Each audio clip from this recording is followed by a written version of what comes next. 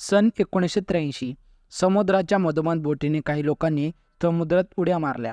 ते समुद्राच्या खाली खोलवरती काहीतरी शोधण्याचा प्रयत्न करत होते. समुद्राच्या कित्येक खोलावर गेल्यानंतर त्या लोकांना अशा काही गोष्टी भेटल्या जे संपूर्ण जगासाठी आश्चर्यचकित होत्या. एक विशाल नगरी. असं वाटत होतं की जसं काय आजच्या युगातील एक संपन्न व समृद्ध शहर हे समुद्राच्या खाली वसलेले आहे. उंच उंच भिंती, रस्ते, देवी देवतांच्या मूर्त्या, महल, एक परिपूर्ण सुसज्ज असलेले एक शहर हे समुद्राच्या खाली होते. असे शहर बघितल्यानंतर ती सर्व लोक आश्चर्यचकित झाले. त्यांनी तेथील काही सॅम्पल घेऊन त्याचा शोध लावल्यानंतर शास्त्रज्ञांकडून असे कळाले की या वस्तू महाभारताच्या काळातील आहेत आणि हे ते शहर आहे ज्याबद्दल महाभारतात सुद्धा सांगितले गेलेले आहे. ही गोष्ट आहे श्रीकृष्ण यांची नगरी असलेलं द्वारका नगरी. विष्णूजींच्या चारधाममधील एक द्वारका गुजरातच्या जामनगर जिल्ह्यातील समुद्राच्या बाजूला वसलेलं एक छोटंसं शहर, जिथे हजारो कृष्ण भक्त दुरून दुरून तिथे दर्शन घेण्यासाठी येतात व श्रीकृष्णांचे मुखदर्शन करण्यासाठी येतात. भागवत पुराणाच्या 10व्या सत्रामध्ये असे सांगितले गेलेले आहे, कंसाचा वध केल्यानंतर श्रीकृष्णाने आपल्या पूर्ण यादव कुटुंबासोबत मथुरेमध्ये राहू लागला. कंसाच्या मृत्यूच्या रागाच्या भरात त्याचा सासरा जरासंधने मथुरेवरती हमला केला. एकानंतर एक असं करत करत त्याने तब्बल 17 वेळा हमला केला आणि या कायमस्वरूपी आक्रमणाला कंटाळून श्रीकृष्णाने मथुरा सोडून दुसरीकडे जाण्याचा निर्णय घेतला. त्यांनी समुद्रावरती एक विशाल नगरी तयार करण्याचे आदेश दिले, पण समुद्रदेवाच्या परवानगीशिवाय हे करणे अशक्य होते. तेव्हा श्रीकृष्णाने समुद्रदेवाची आराधना केली. समुद्रदेवाने प्रसन्न होऊन समुद्राच्या मधोमध त्याला पाहिजे तेवढी जमीन देऊन टाकली. याच जमिनीवरती विश्वकर्माने द्वारका नगरीचे निर्माण केले. द्वारका हे एकदम सुसज्ज शहर होते, जे आजच्या जमान्यातील अर्बन प्लॅनिंगला सुद्धा मात देत होते. रस्ते, सोन्याचे महल, मोठमोठे दरवाजे, बागबगीचे, तळे, नद्या, नाले हे सर्व काही स्ट्रक्चरनुसार अतिशय सुंदर प्रकारे तयार केले होते. द्वारका नगरी ही एक अशी होती की त्याची तुलना आपण आज कोणत्याही शहराशी अजिबात करूच शकत नाही. तर सर्व गुण संपन्न असे शहर होते. या नगराच्या मधोमध होतं ते म्हणजे श्रीकृष्णाचा महाल, जी की त्या नगरीमधील सर्वात सुंदर व आकर्षित करणारी इमारत होती. जेव्हा ही नगरी बनवून तयार झाली तेव्हा श्रीकृष्णाने आपल्या योगमायेने आपल्या परिवाराला व सर्व यादव कुटुंबाला मथुरेमधून द्वारका येथे घेऊन आले. त्यानंतर ते मथुरे येथे स्वतः जाऊन जरासंध आणि कालवन यांच्यासोबत युद्ध केले. विजयी झाल्यानंतर श्रीकृष्ण हे द्वारका नगरीत परतले आणि आपल्या कुटुंबासोबत, आपल्या परिवारासोबत आनंदाने द्वारका नगरीत राहू लागले. पण ज्या प्रकारे धर्तीवरती जन्म घेणारा सुख आणि दुःख ह्या दोन्ही गोष्टीमध्ये बांधून जातो, तसाच श्रीकृष्णाचा सुद्धा या चक्राचा एक हिस्सा होता.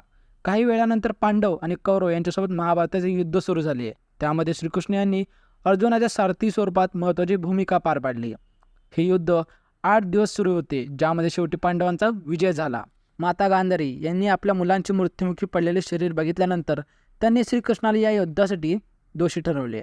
त्यांनी रागातून श्रीकृष्णाला श्राप दिला, जसं त्यांच्या मुलांचं व त्यांच्या वंशाचं आपापसात भांडण होऊन विनाश झाला, तसेच बरोबर 36 वर्षानंतर श्रीकृष्णाच्या वंशाचा सुद्धा नक्कीच विनाश होईल. श्रीकृष्णाला हे माहीत होते की त्यांच्या वंशाचा विनाश हा आपापसामध्ये युद्ध करूनच होईल, म्हणून त्यांनी या श्रापाला हसत हसत स्वीकार केले. पण माता गांधारी यांच्या श्रापासोबत अजून एक श्राप होता, तो यादव कुटुंबाच्या सर्व विनाशाचं कारण ठरला. एकदा द्वारका नगरीच्या जवळ असलेले पिंडारक येथे खूप मोठे साधू संत आले होते. त्यांना बघितल्यानंतर श्रीकृष्णाचा पुत्र साम आणि त्याच्या काही मित्रांनी त्यांच्यासोबत मस्करी करण्याचे ठरवले. साम एका गर्भवती स्त्रीचे वस्त्र धारण करून ऋषीमुनी यांच्यासमोर पोहोचला आणि त्यांना आपल्या होणाऱ्या मुलाबद्दल विचारू लागला. पण जेव्हा त्या मुलांनी बघितलं तेव्हा कपड्यामध्ये खरंच एक लोखंडी मुसळ होता. त्यानंतर श्रीकृष्ण यांचे आजोबा राजा उग्रसेन यांना जेव्हा या गोष्टीची माहिती भेटली तेव्हा त्यांनी त्या मुसळचे तुकडे करून समुद्रात फेकले आणि हे तुकडे एका माशाने गिळून टाकले आणि तो मासा मच्छीमारांच्या जाळ्यात सापडला. आणि जेव्हा त्या माशाला कापले गेले तेव्हा त्याच्या पोटातून तो मुसळाचा तुकडा काढला गेला आणि त्यानंतर एका शिकाऱ्याने त्या मुसळाच्या तुकड्यांचा उपयोग आपला विषारी बाण बनवण्यासाठी केला. पण तुकडा होऊन संपून जाऊन सुद्धा हा लोखंडाचा मुसळ या यदुवंशाचा विनाशाचे कारण कसं काय झाला हेच आपण आता बघूया. 36 वर्षे हे मागे सरून गेले होते आणि माता गांधारी यांनी दिलेला जो श्राप होता ती पूर्ण होण्याची वेळ आली होती. यदुवंशी नशेमध्ये दग्ध होऊन हळूहळू ते एकमेकांसोबतच भांडू लागले. ही लढाई एवढी वाढली की यादव वंशामध्ये मधल्यामध्येच युद्ध होऊ लागले. त्यामध्ये अजून श्रीकृष्ण यांचे बंधू बळीरामजींनी धरतीचा त्याग केला.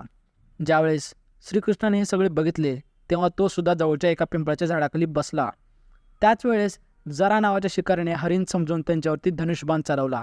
हा तोच शिकारी होता बरं का, ज्यांनी माशाच्या पोटातून निघालेल्या लोखंडी मुसळापासून आपले विषारी बाण तयार केले होते आणि तो बाण श्रीकृष्णाच्या पायात लागला आणि अशा प्रकारे श्रीकृष्णाने सुद्धा धरतीला सोडून आपल्या धामला वापस गेले. ज्यावेळेस ही गोष्ट अर्जुनाला कळाली, जेव्हा तो पळत पळत द्वारका इथे पोहोचला, ज्यावेळेस त्याने दृश्य बघितले ते पाहिल्यानंतर त्याला अतिशय दुःख झाले. त्याचे मन हे हेलावून गेले. द्वारका नगरी ही अग्नीच्या तांडवात जळत होती, पण अर्जुनाने स्वतःला सांभाळून घेतले आणि श्रीकृष्णाला दिलेल्या वचनानुसार सर्व महिला व लहान लेकरांना तिथून सुरक्षितपणे बाहेर आणले. संपूर्ण द्वारका नगरी ही रिकामी झाल्यानंतर बघता बघता काही क्षणात द्वारका नगरी ही समुद्राच्या उंजळीत हरवून गेली आणि बघता बघता श्रीकृष्णाची द्वारका नगरी ही कायमस्वरूपी समुद्रामध्ये कुठेतरी हरवून गेली. समुद्रामध्ये शोध घेणाऱ्या काही लोकांना असे अवशेष भेटले आहेत, जसे की कलाकृती, मोठमोठ्या इमारती, तेथील भिंती व त्यातील नक्षीदार कामे, तांब्याची कासाचे सिक्के. असे म्हणतात की ह्या सर्व गोष्टी 3600 वर्षांपूर्वीच्या आहेत. ॲक्युरेट माहिती काढण्यासाठी ह्या गोष्टींना, अवशेषांना मणिपूर व ऑक्सफर्ड युनिव्हर्सिटी येथे पाठवण्यात आले. तिथे गेल्यानंतर कार्बन डेटिंग या तांत्रिक यंत्रणेमुळे असे माहीत पडले की तेथील काही अवशेष